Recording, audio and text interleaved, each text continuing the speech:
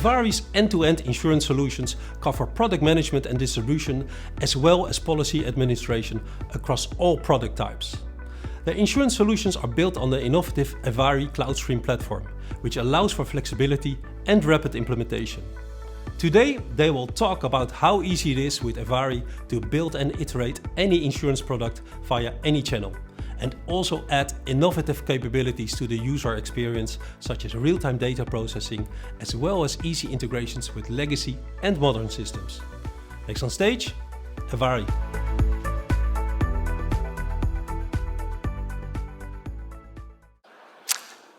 Hello, my name is Daniel Fogarty. I'm the former CEO for Zurich Insurance for Australia and New Zealand. So I understand the challenges that we have in the insurance industry. But I'm also excited by the challenges and the opportunities in front of us, particularly with digital solutions. My view of what we need to survive and thrive in our industry is we need two main things. That is flexibility, and that flexibility needs to be to meet our customers' needs and to meet our own business needs. And we need to use data. Data from any source and data in real time. This is our focus at Evari and what I want to show you today. Now, if we turn to the demo. First of all, I want to start talking about what our platform does. So the Evari CloudStream platform offers the full services technology right the way across insurance, but can be used in a microservices compartmental way depending on what you need. The two things that make us different from anyone else is firstly, at the bottom layer here, is our data backbone.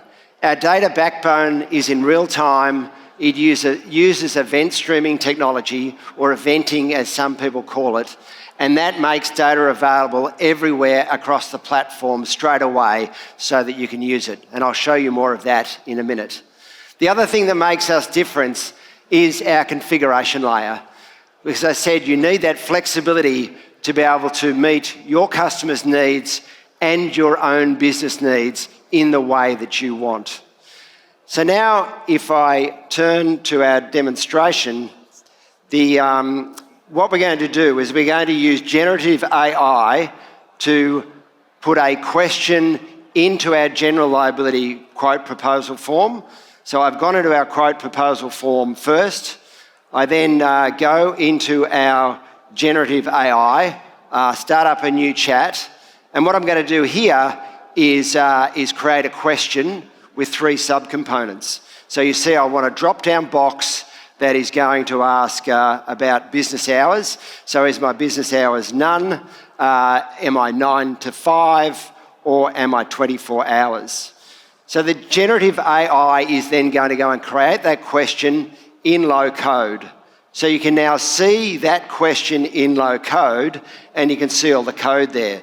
But I'm going to use our no-code tools to edit this, because they're a lot easier to use. So the first thing I'm going to do is go in here and change the topic of the question so that I can find the question in our database.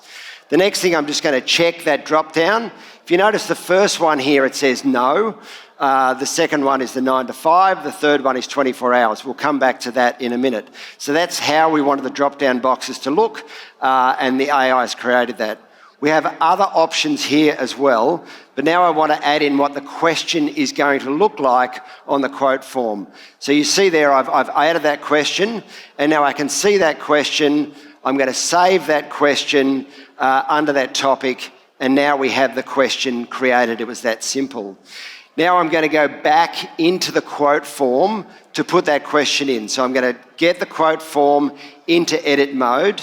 So now you can see I've got all these additional things here. I could do that in low code, but I'm going to use our no-code tools again. I'm going to add a component. I'm going to go and add a question. And what's happened is that's added a spare space here.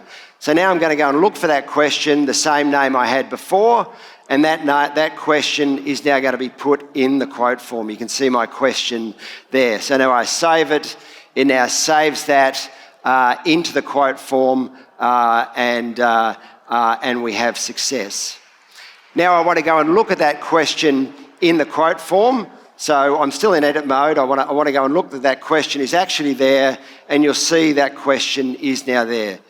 Now I want to show you how to edit that question. So we'll go into that question now, so that we'll click on, and again, we'll use a few tools here. So one thing I wanted to do first was see we've got the word no there under none. So I'm going to change this in the low-code tools. The low-code tools are quite easy to use as well.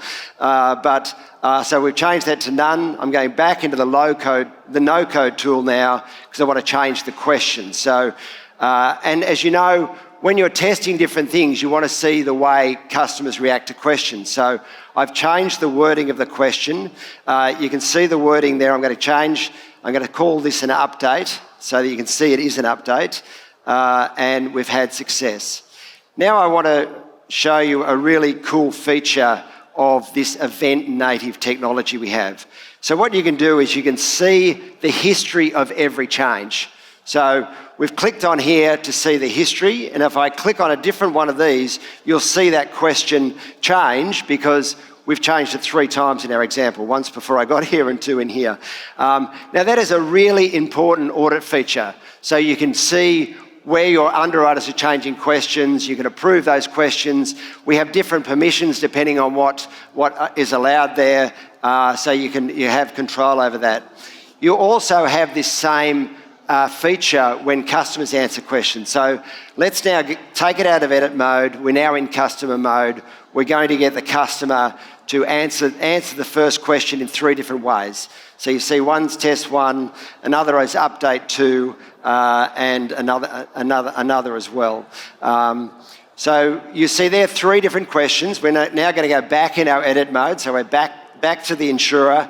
We're looking at what was played before. So now we can go back and you see with each one of those, you see the different answer.